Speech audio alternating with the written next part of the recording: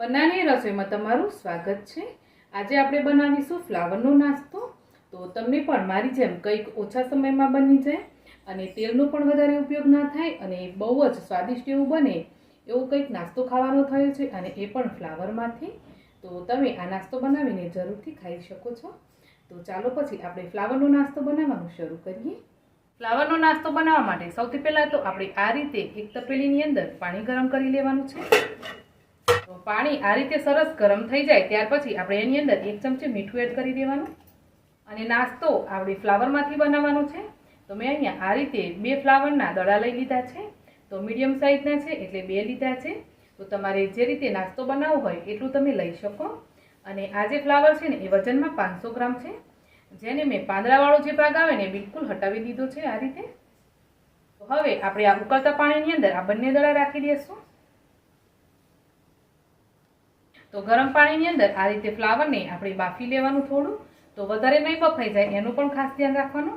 આ કરવાથી તમારું ફ્લાવર છે ને એની અંદર કોઈ પણ પ્રકારના કીડા હશે તો એ નીકળી જશે અને આની અંદર કોઈ દવા કે પછી મતલબ કે ફ્લાવર છે ને એ સરસ સાફ થઈ જશે આપણું આ રીતે કરશું તો।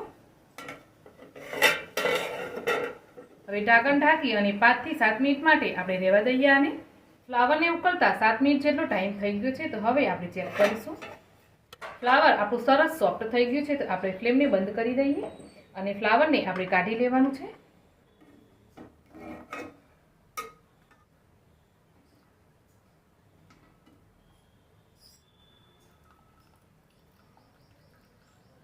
ફ્લાવરને કાઢી લીધું અને હવે ફ્લાવરને આપણે ઠંડુ થવા દઈએ। જ્યાં સુધી ફ્લાવર ઠંડુ થશે ને ત્યાં સુધી આપણે લોટ બાંધવાનો છે। તો મેં અહીંયા 2 થી 2.5 કપ જેટલો ઘઉંનો લોટ આ રીતે ચાળીને લીધો છે। એમાં મોવણ માટે આપણે 1 મોટી ચમચી તેલ એડ કરી દઈશું, અડધી ચમચી મીઠું, અડધી ચમચી જેટલો અજમો હાથમાં લઈ અને અજમાને આ રીતે ક્રશ કરીને એડ કરવાનો। થોડી આપણે સૂકી મેથી કે પછી કસૂરી મેથી લેવાની અને એને હાથથી મસળી અને આપણે લોટની અંદર એડ કરશું। થોડા આપણે ઝીણા સમારેલા ધાણા પણ એડ કરી દઈશું। હવે બધી જ વસ્તુને બરાબર મિક્સ કરી લઈએ। મિક્સ કર્યા પછી થોડું થોડું કરી પાણી એડ કરતા જઈ અને આપણે લોટ બાંધી લેવાનો છે।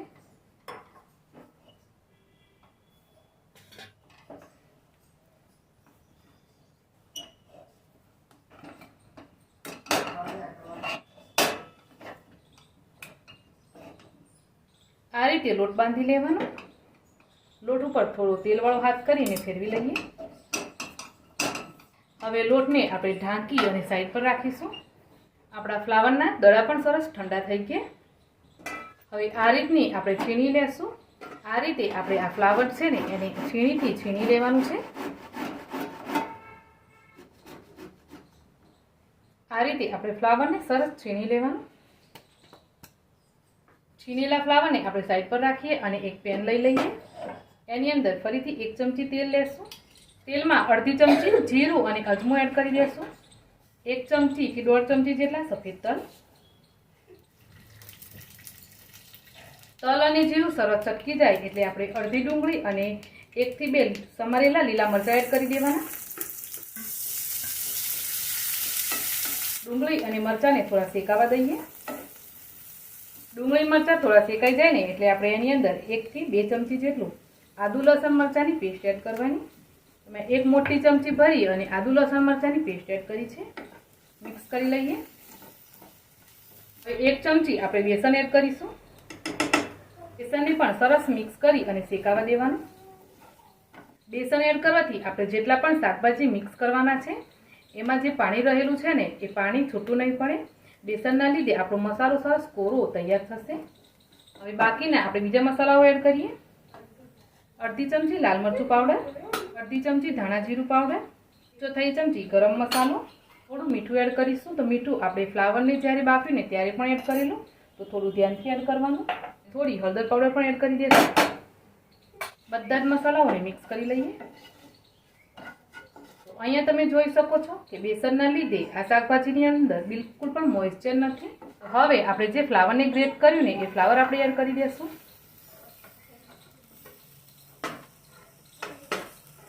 તો હું અહીંયા ખાલી ફ્લાવરનો ઉપયોગ કરીને આ નાસ્તો બનાવું છું। તમે આની સાથે બાફેલું બટાકું લેવા માંગતા હોય તો પણ લઈ શકો। ફ્લાવરને સરસ મિક્સ કરી લઈએ. મિક્સ કરી લીધા પછી છેલ્લે આપણે અડધા લીંબુનો રસ એડ કરશું. લીંબુનો રસ એડ કરવાથી આપણો જે મસાલો છે ને એકદમ ચટપટો બનશે. થોડા સમારેલા લીલા ધાણા એડ કરી દઈએ. ફરીથી એકવાર મિક્સ કરી લેવાનું. હવે ફ્લેમને બંધ કરી અને આપણે 1 મિનિટ માટે સરસ આને મિક્સ કરી લેવાનું. નાસ્તા માટે આપણે જે ફ્લાવરનું મિક્સ તૈયાર કરવાનું હતું ને એ તૈયાર થઈ ગયું. તો હવે આપણે આગળની પ્રોસેસ કરીએ. નાસ્તા માટે આપણે જે લોટ બાંધ્યો ને એ લોટ પણ સરસ સેટ થઈ ગયો છે. હવે એમાંથી આપણે લોઈ બનાવી લઈએ. આ રીતે રોટલીથી થોડી મોટી સાઈઝની આપણે લોઈઓ બનાવી લેવાની.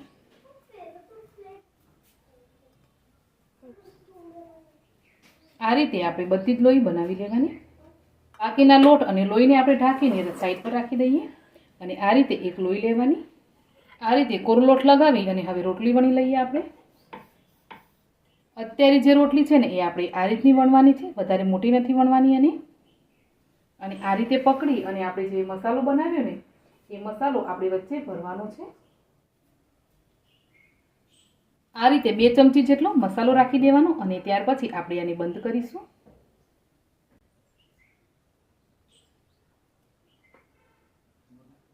આ રીતે બધી સાઈડથી બંધ કરી અને આપણે આને ફરીથી ચપટો કરી લેવાનો.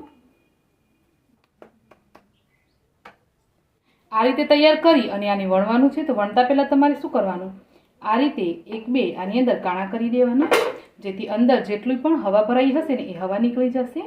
એટલે વણતી વખતે તમારો જે પરાઠો છે ને એ ફાટશે નહીં.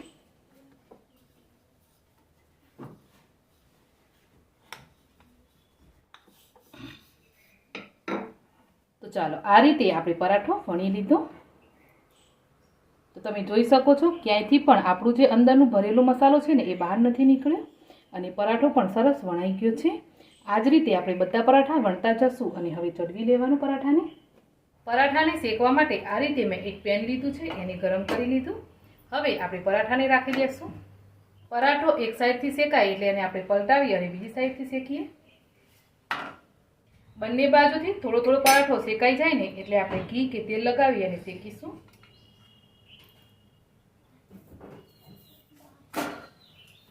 તો હું અહીંયા પરાઠાને તેલમાં શેકું છું. તમારે ઘી કે બટરમાં શેકવું હોય તો ઘી કે બટરમાં પણ શેકી શકાય. બંને બાજુથી સરસ ક્રિસ્પી થાય ત્યાં સુધી આપણે પરાઠાને શેકી લઈએ.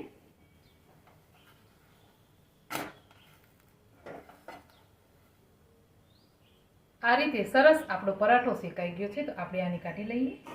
એ જ રીતે આપણે બીજો પરાઠો રાખી દઈશું.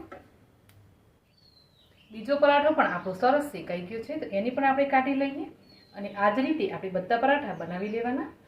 આ રીતે મેં બધા જ પરાઠા બનાવી લીધા છે. તો હવે પરાઠાને આપણે સર્વ કરી લેશું. તો પરાઠાને હું તમને બતાવી દઉં કે આ પરાઠો છે ને ફ્રેન્ડ્સ કેટલો સોફ્ટ બન્યો છે અને બિલકુલ પણ એની અંદરથી આ માવો છે ને એ બહાર નથી નીકળતો. આ રીતે સરસ આપણા પરાઠા તૈયાર છે. ફ્લાવરના પરાઠાને તમે ચા સાથે કે ચટણી સાથે સર્વ કરી શકો. મેં અહીંયા દહીં અને ટામેટો કેચઅપ સાથે સર્વ કર્યા છે. તો દહીં સાથે મને ભાવશે, કેચઅપ સાથે છોકરાઓ ખાશે. તો ચાલો પછી અહીંયા આપણા પરાઠા તૈયાર છે.